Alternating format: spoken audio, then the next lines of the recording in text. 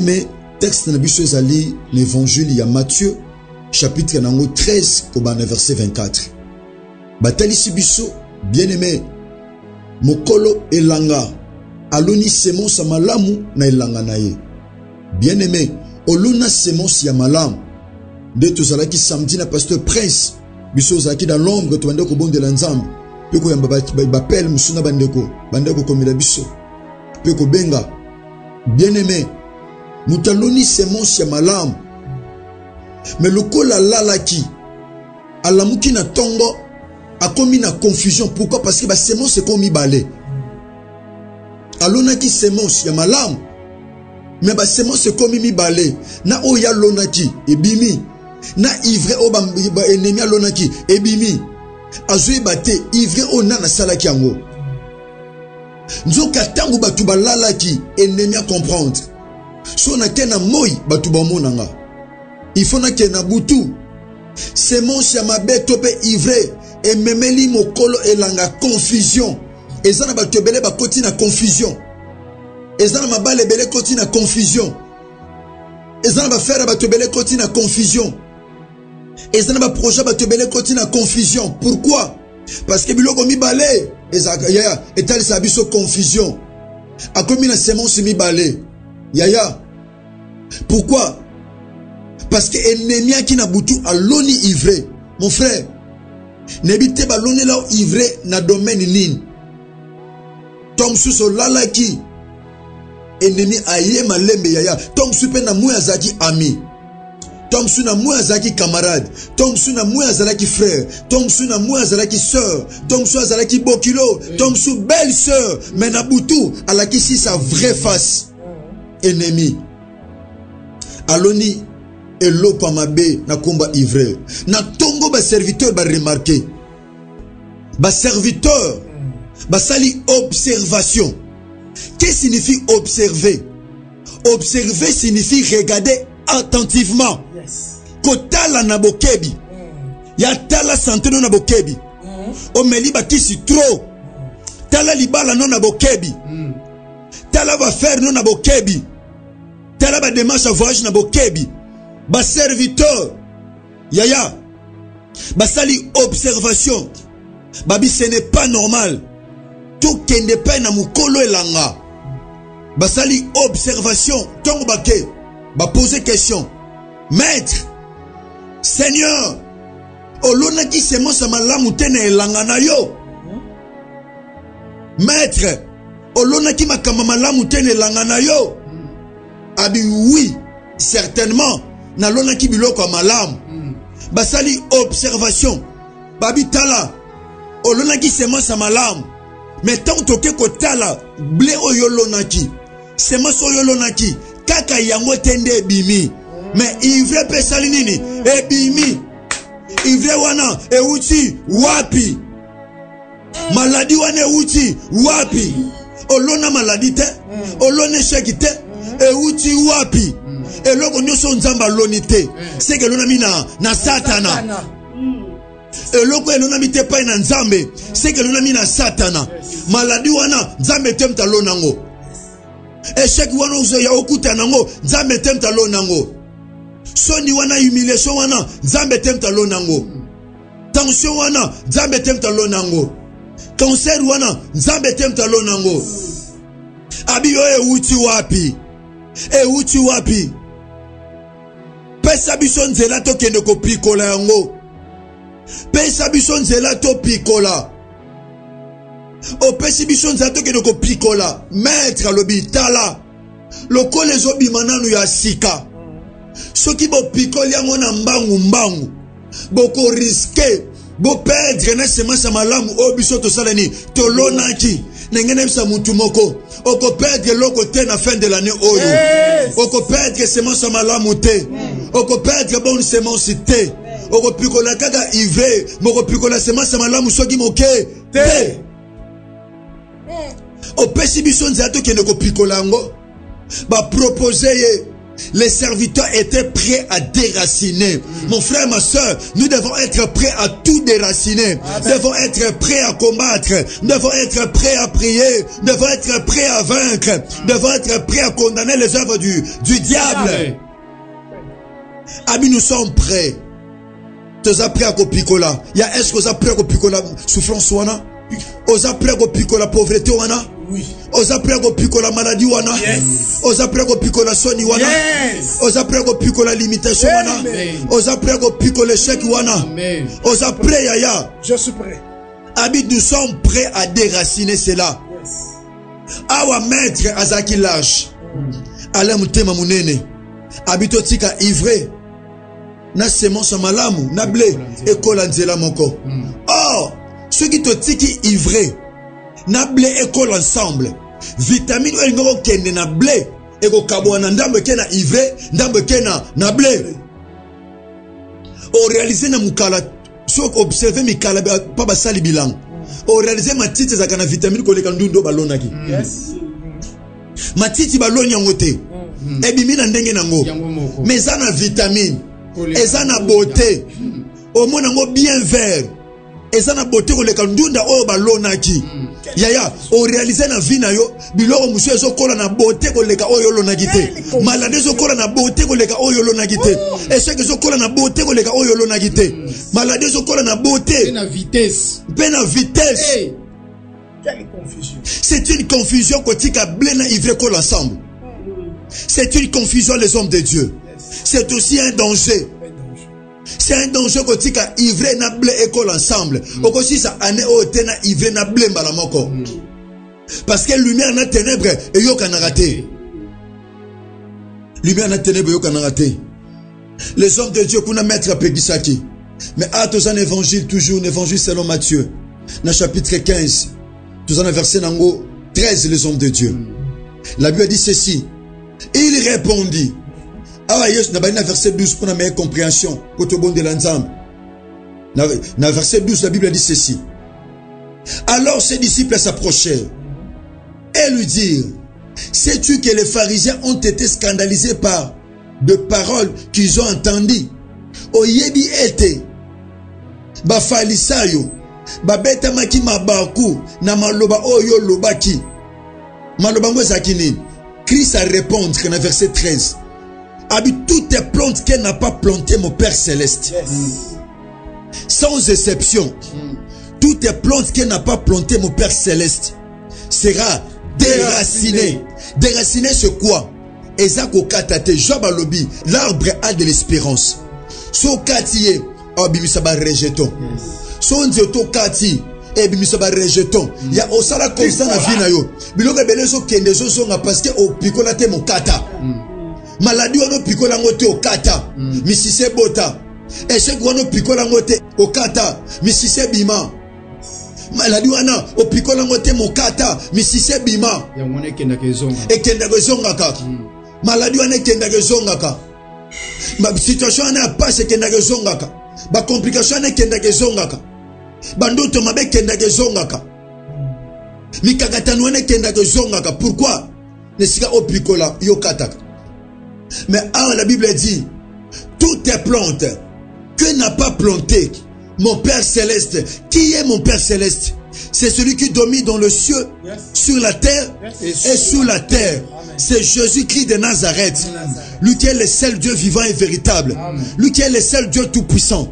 Lui qui est le chemin, la vérité et la vie. Amen. Lui qui est le Dieu de toutes forces. Liboso na ima bolongono se fukamaka. Na likolo na mabele pe na se na mabele. Abinzete nyo selo na mite pa ina tata. E opikolama. Yaya. E loko wana o baloni la ezanzete. Et comment bisa pe ba mbuma. O réaliser mbuma ya pauvreté et comment bota na vie na yo. Mbuma ya maladie et comment bota na vie na yo. Mbuma ya échec et comment bota na vie na yo. Mbuma ya malédiction et comment bota na vie na yo. Mbuma ya kolela et comment bota na vie na yo. Mbuma ya pasi et comment bota na vie na yo. Bien-aimé dans le Seigneur, il est temps. Il est temps mon frère, il est temps mon sœur. Yaya, ya osani, ya opikola. Ya tolito pikola. Tolito pikola. Yes. Baloni leki onini. Na lona ko ivre. Nani a observa ka vino na musika ata lolona kinini po aya alo lelo kamabe. Nani? Oko telemela oko kwesa ennemi nyonso. O asimbila o ivre. Akane la kona veki. Abi mwana mwasi ofuna lonele ivre na santé. Alakisaka nini?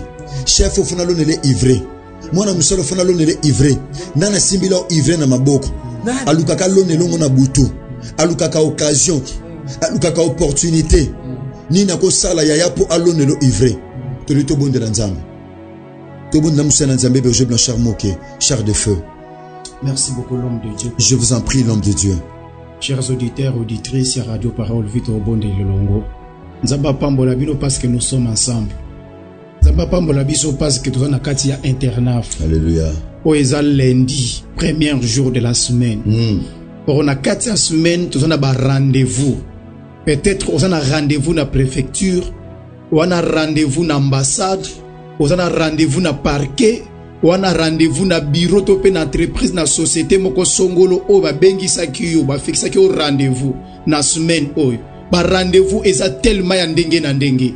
Na 4 semaines, ba rendez-vous pour na bana ezali ba kende ndeko répondre, ba kende na ba classe, ba kende ko yekola. Eza ba rendez-vous bazana yango. Menzamba sundike to banda semaine oyo elongo na Yesu Kristo Masia. Na cadre ya internaf o poto bondela elongo to pikola ivre nyonso oyo ebongisa mitope elona maki na kati ya ba famille na biso po elelisa biso au courant ya semaine.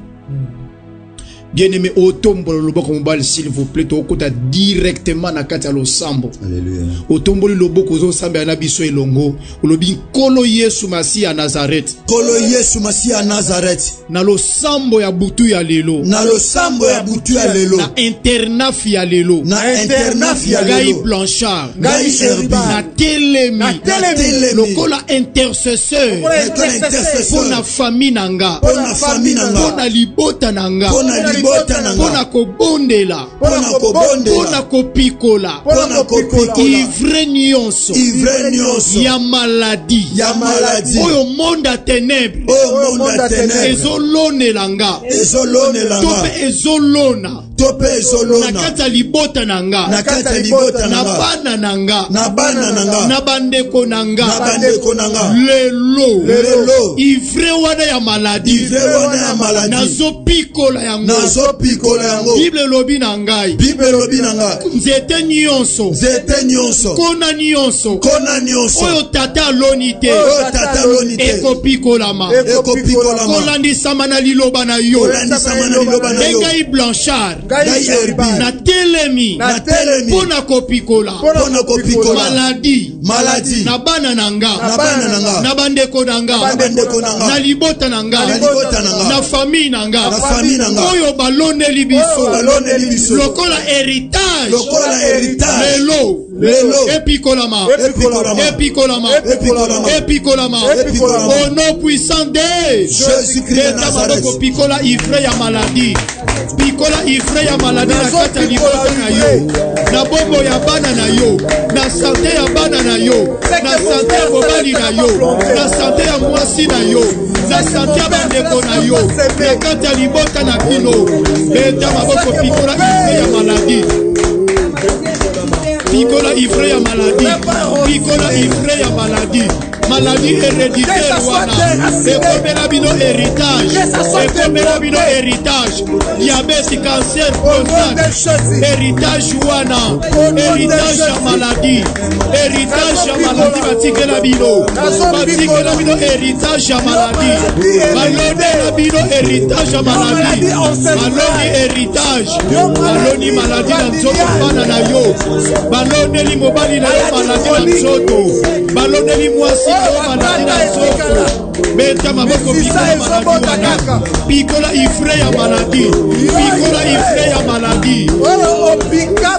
Pikola ivre ya maladie. Nakata libota na famille na yo. Lelo pikolama. Lelo pikolama. Lelo pikolama. Lelo pikolama. Lelo pikolama. Lelo pikolama. Au nom puissant de Jésus-Christ de Nazareth. Les hommes de Dieu. L'homme de Dieu. La maladie fait appel à la mort. Yes. bien aimé okobeta siko maboko. Okokende ko pikola ivre ya esprit de mort. Yes. Oyo basi ba telemisi ke na mois de novembre oyo, na mois de décembre oyo, okufela mobali tope mwasi, okufela mwana tope okufela papa tope mama, okufela yaya tope leki. Bien aimé okobeta maboko, ozokende ko pikola ivre ya esprit de mort na kata libota pe na famille na yo, beta maboko pikola esprit de mort pikola yo. Beta maboko papa mama ma soeur. Pikola ivre, pikola ivre esprit de mort, pikola ivre esprit de mort, pikola ivre esprit de mort, ivre esprit de mort, ivre esprit de mort, ivre esprit de mort, ivre esprit de mort, ivre esprit de mort, ivre esprit de mort. Allez pikola ma, esprit de mort, esprit de mort, pikola ma, pikola ma, dans un accident, pikola ma, na mai, pikola ma, na mai, pikola ma, dans la maladie, pikola ma, kamaboko, esprit de mort, esprit de mort, esprit de mort, esprit de mort, esprit de mort, esprit de mort, la libote nanga, esprit de mort, nanda kunanga, esprit de mort, nanda kunanga, de flammi nanga, na sombre nanga, na foyer nanga, esprit de mort, la picoli yango, la picoli yango, la picoli yango, la picoli yango, la picoli yango, la picoli yango, na so picola, ivre nyonso, esprit de mort, ivre nyonso, esprit de mort, na so picola yango, na so picola yango, na so picola yango, au nom puissant de Jésus-Christ de Nazareth. Bien-aimé, oh sambela sikoyo, oko pikola ivre ya pauvreté. Amen. Oko pikola ivre ya pauvreté, ivre ya chômage. Na kati ya vie na yo, o balone la yo, tope balona na kati ya libota.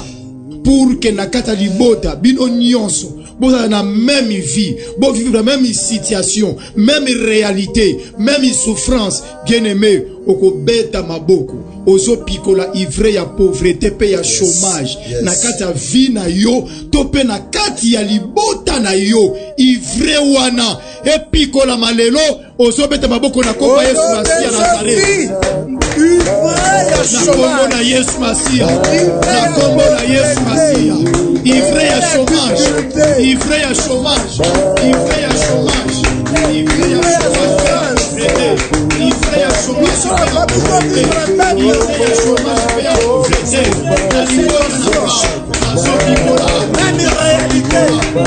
même situation, le chômage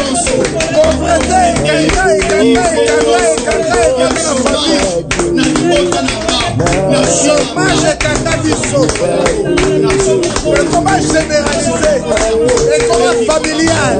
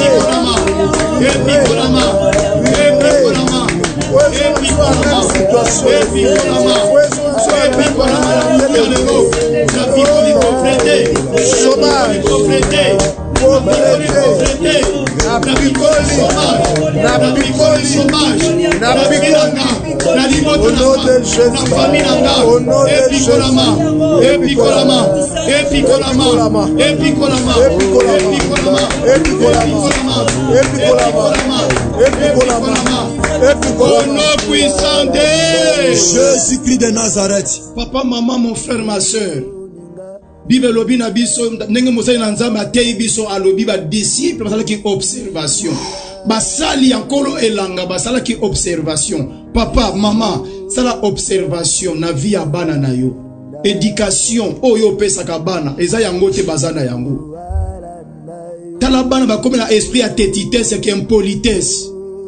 ya koboya même kotanga bakomo ki ma classe eza semence eza ivre oyo diable aloni na kati ya bana na yo bien aimé okobeta maboko ozoebisa nzambe ivre nyonso semence nyonso oyo diable aloni na vie ya bana na ngai nazo pikola yango bana na nga bakokola selo éducation o ngai nazo pesa bango bana na nga bakokola ndenge na lakisaka bango liloba na nzambe ndenge bible zoloba lakisa mwana nzela na nzambe pourtant kokola à se détourner na yango te yango éducation pe encadrement o nga nazo pesa epai na bana na nga mais oyo nga na pesi bango te et que monguna ya vie na ngai alingi akote langa na nzela ya bana a détruire éducation ya bana alona ivre na vie ya bana na nga lelo ndenge na telemi na butu ya lelo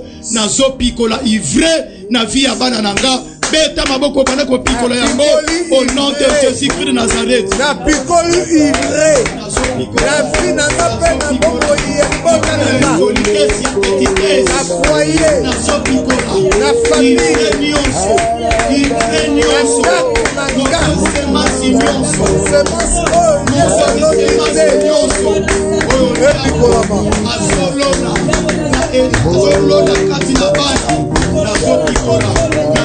na pikoli ivre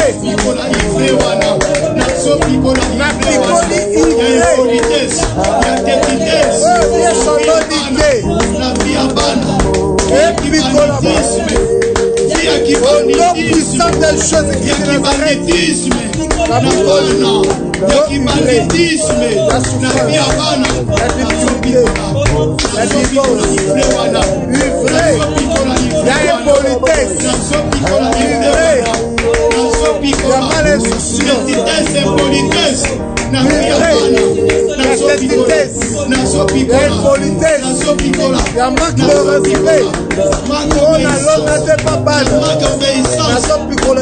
obéissance envers les parents.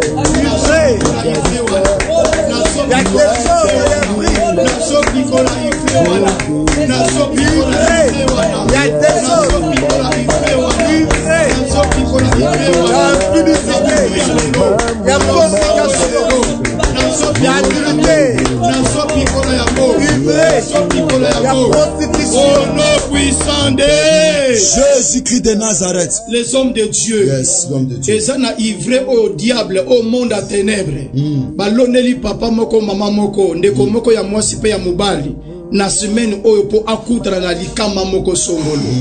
Akutana na mbiskadi moko songolo. Akutana ba réalité moko songolo keko. Oyo kozokisa motema na ye. Bien aimé okobeta maboko. Ozoebisa nzambe. Oyo nyonso monde à ténèbres est proclamé. Oyo nyonso monde à ténèbres est préparé.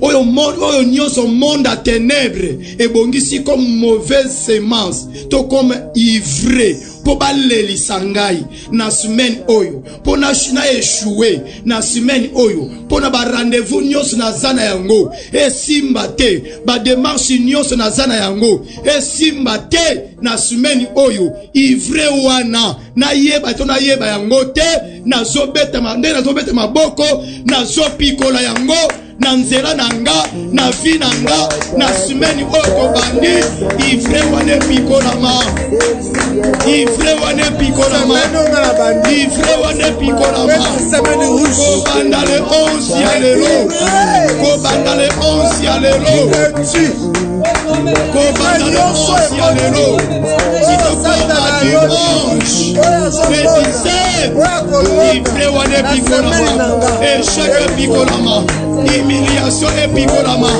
humiliation et picolama, accident et picolama, accident et picolama, la picoli ivre accident, la picoli ivre accident, la picoli ivre accident, ivre ya maladie, la picoli ivre ya maladie, la picoli ivre ya échec, la picoli ivre ya échec, la picoli ivre ya échec, la picoli ivre ya chômage, la picoli ivre ya échec, ya humiliation, ivre ya difficulté, ivre ya échec.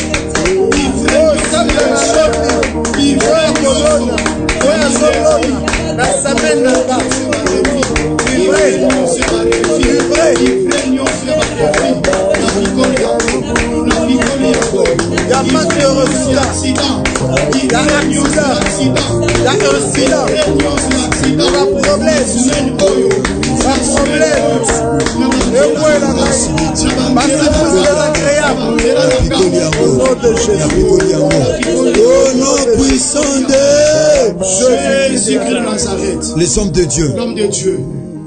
So muta pikoli matiti. Atiki onka wana. Matiti fandi wana. So ka tumbia ngote. Ezana ba jara matiti ezaka tetu. O peko sani. Kobota. Donc to pikoli maladie. Donc to pikoli échec. To pikoli esprit de mort. To sangisango sikamo to chango moto. Amen. La Bible dit le feu brûlera constamment sur l'autel. Notre Dieu exerce son jugement par le feu. Bien-aimé, tombe le beau mobile. Le bas Kolo Christ à Nazareth. Ivre so na pikoli. O enemi alona ki na butu. Nga pe na butu lelo. To pe na tongwa lelo. Na tomboli loboko nanga. Pona kopelisa moto. Pe kozikisa. Ivre so na pikoli. Po ezonga lisusu te. Bebota lisusu te. Moto epela. Dans longo feu. Beta maboko pelisa moto. Beta maboko pelisa moto pa ozani.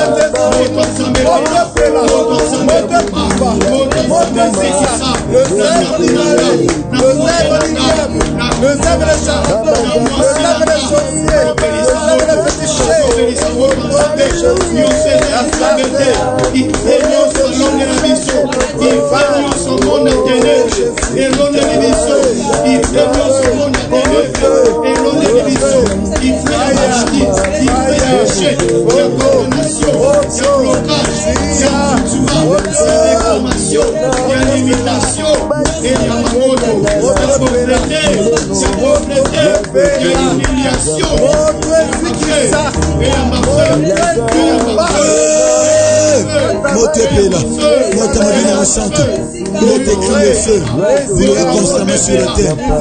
Au nom de Jésus-Christ de Nazareth, oh Nazi qui s'en va, oh Nazi qui s'en va, la monte à mon le feu de Dieu, au nom puissant de Jésus-Christ de Nazareth. Bien-aimé, quand de tout bon de l'ébonation dit ma ivra nasi epikolami. Zoka lobo kamobali tchana mutema to sambela, main droite. le bakolo Yesu Masi ya Nazareth. Ngai herbi na zondima. Ivre nyonso na pikoli. Ekobota lisusu te. Po eziki na moto. Nazondima lo sambo na ngai internat fia lelo. Eza lo sambo ya moto. Pona kozikisa ba ivre nyonso. Oyo na mana pembeni tu comme na musika. Na kombo na Yesu Masi ya Nazareth. Fanda ka kimia bien-aimé. Kolo Yesu Masi ya Nazareth nzambe malamu pe bolingo. Kolo to pusana ki liboso na yo mon santo wa Israël. Pona ko présenter yo ba ivre o banguna balona ki tata poziki sango na moto molio mo santo. Kolo to peso merci pour la délivrance. To peso merci pour la restauration. Et comment ma-t-on te balisa kelonge pa ino Yesu Masi ya Nazareth tongenga kana esengo. Amen. Merci pour na esengo o zongisa mutema ya moko na moko. Elonge kolo et comment qui défait kolo bongisi yango par ta grâce afin que tu yemba lo yemba sika pour ta gloire. Amen. Kolo ndi malo samba lo tata to zulango matatu lo ndiko to soki matatu na wa samedi eleki. Na kombo no Yesu Masi ya Nazareth. Nzambe moko asolo pe abomo ndekolo to sambele pe na kondima petolobi amen. Amen. Merci Évangéliste Aladi Lungakio. Merci. Merci Maman Karine Tsaou. Berger Blanchard qui sort des feux. Merci. Merci Ndeko David Poutou. Merci Ndeko Reis Kangi Bouilo, Ndeko Bogos Anderson. Ingénieur Chris Kundenga Nok DG, ingénieur Gersape Mama Amona, Ndeko Nata Kifuta, ainsi que toute la grande famille de Radio Parole Vie, Kola Kansabino, bien-aimé dans le Seigneur, Nabe Bozagi dans l'ombre, Natina Kobunda Nabiso Pasteur Prince, Kole Sumasia Nazgata Kansabino, bien-aimé.